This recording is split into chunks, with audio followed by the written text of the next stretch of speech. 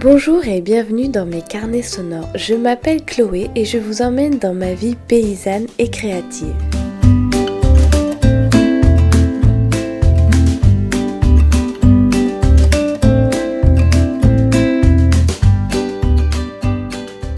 Je suis sur le chemin pour aller chercher les œufs.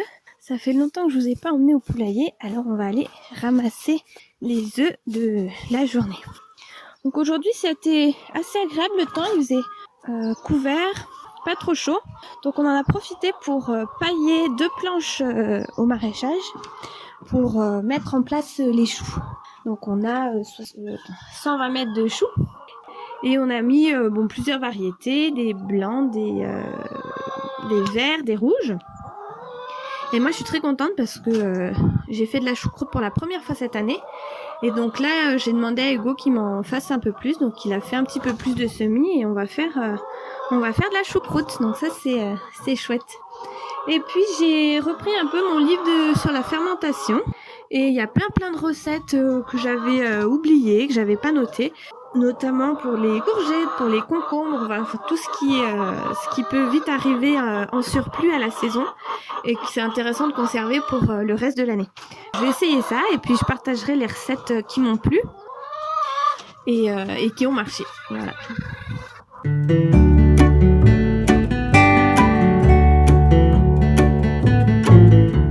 J'ai partagé ma recette du savon de juin et en fait c'est une recette au sel pour faire des savons à base enfin pas à base mais avec du sel. Donc le savon au sel est parfois appelé le savon des spas en fait parce qu'il a la faculté de procurer des bienfaits à la peau, notamment de l'exfoliation et tout ça. Donc après des longues journées de travail comme j'ai eu aujourd'hui, j'aime bien me laver avec mon savon au sel parce que je trouve c'est une sensation très très agréable.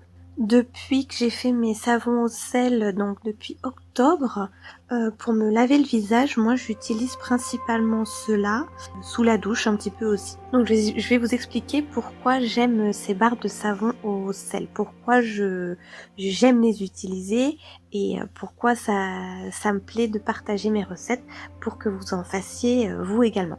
Donc les barres de savon au sel sont exfoliantes. Le sel, moi je l'ajoute à la trace, donc c'est du sel fin, je préfère le sel fin. Et il exfolie, je trouve, assez agréablement la peau, juste en faisant des petits massages avec un gant de toilette. Et en fait, le sel se détache un petit peu du savon sur le gant, et c'est ça qui va permettre d'exfolier la peau de votre visage ou de votre corps. Et c'est ça que moi j'ai une très agréable sensation après.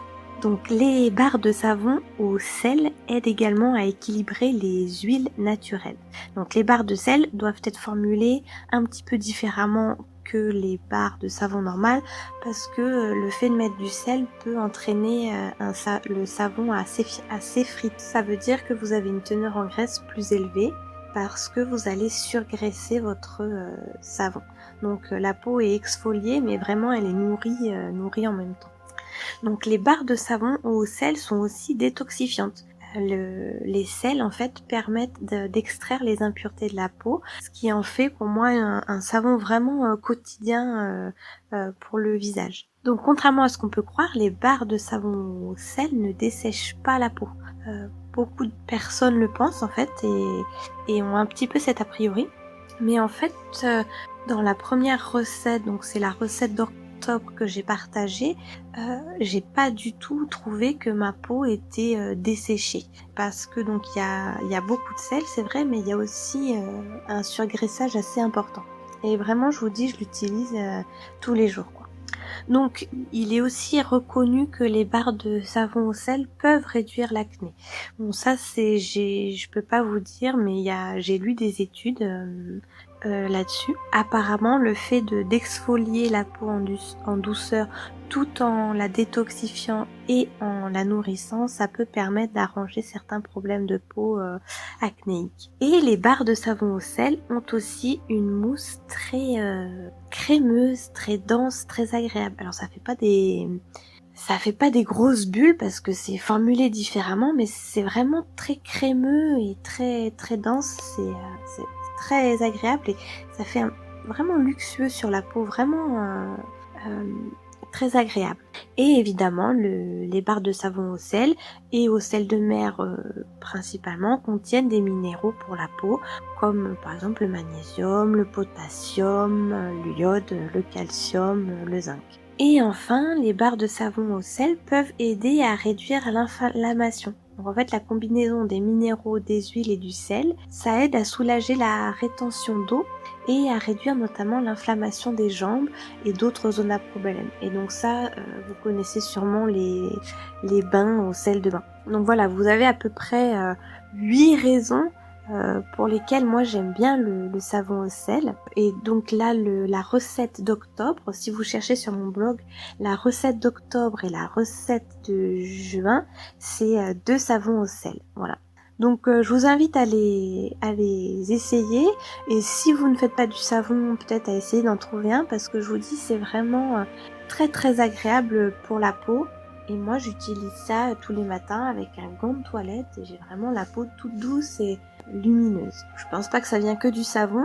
Moi je suis vraiment persuadée que la première utilité du savon, c'est pour laver. Sur un produit qu'on rince, comme le savon, je pense que l'effet quand même traitement peut être quand même limité. Mais en tout cas, le savon au sel, c'est un de mes savons préférés pour le visage.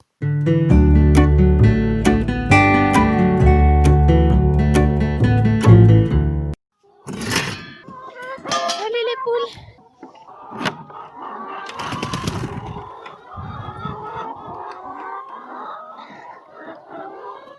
Allez, attention.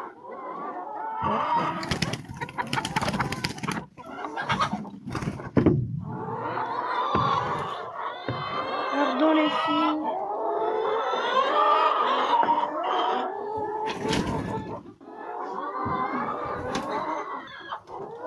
Allez.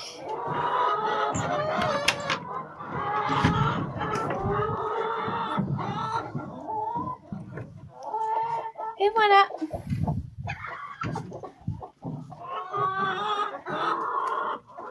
Il n'y a pas l'air d'y avoir de vent aujourd'hui, je pense qu'on va laisser la porte ouverte. Il faudrait que je nettoie le poulailler aujourd'hui ou demain. Je le nettoie environ toutes les semaines, je l'ai fait jeudi dernier je crois. Et là il n'y a pas vraiment, il y a quelques orages, un peu de pluie, mais c'est pas très... il est pas très sale, mais les nids commencent à être un peu sales. Donc ça se voit direct, et puis c'est les œufs aussi. Quand les œufs commencent à être un peu sales, je sais qu'il faut pas tarder à laver le poulailler. Ah, ben il y en a une qui se met dans un petit nid pour faire son petit œuf. Voilà. Allez, viens Loupi. Alors le programme pour aujourd'hui, c'est de trier les agneaux. Donc les mâles qui peuvent commencer à saillir, je les mets dans le groupe des béliers. Et puis les petits agneaux qui... enfin les petits, les gros maintenant, qui n'ont plus besoin de téter, pareil, je les sépare et je les mets dans un autre lot. On va également changer mon lot de brebis seules. Elles étaient à la zone humide, on va les mettre dans le champ qui s'appelle le château. C'est un champ qui est juste en dessous du château de Vollery, qui a bien poussé cette année. On hésitait à le faucher, donc l'herbe est quand même assez haute. Et puis en fait je vais le faire pâturer. Et le petit lot de brebis qui sont encore avec les petits agneaux, on va les mettre dans la parcelle derrière le cimetière qu'on a fini de clôturer juste hier.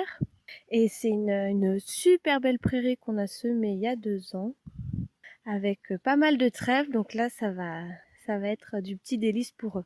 On a dû protéger les patates parce qu'on a fait un petit carré le carré de patates de maraîchage de 3000 m² pour la vente. Les pommes de terre de conservation, on l'a fait là-bas pour pour agrandir le champ du maraîchage près de la maison.